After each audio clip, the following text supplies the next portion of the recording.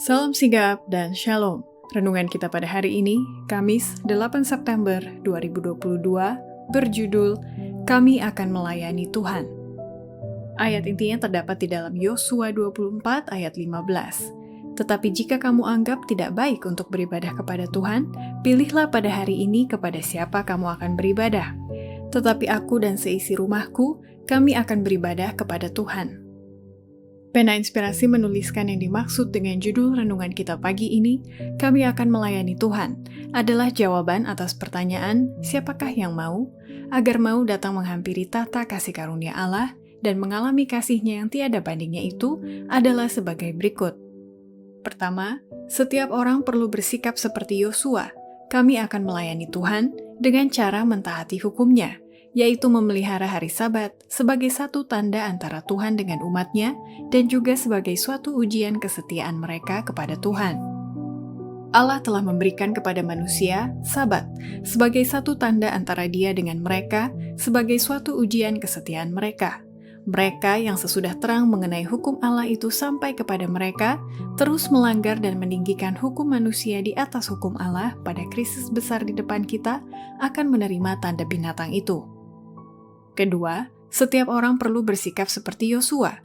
Kami akan melayani Tuhan dengan cara pemeliharaan Sabat yang benar, yang menurut hukum Allah, dan menjadi satu bukti akan kesetiaan orang itu kepada Sang Pencipta.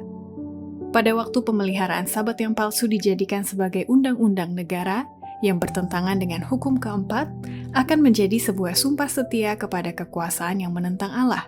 Maka pemeliharaan Sabat yang benar, yang menurut hukum Allah, menjadi satu bukti akan kesetiaan kepada Sang Pencipta. Sementara satu golongan, dengan menerima tanda menyerah kepada kuasa duniawi, menerima tanda binatang itu, maka golongan yang lain yang memilih tanda kesetiaan kepada wewenang ilahi akan menerima meterai Allah itu.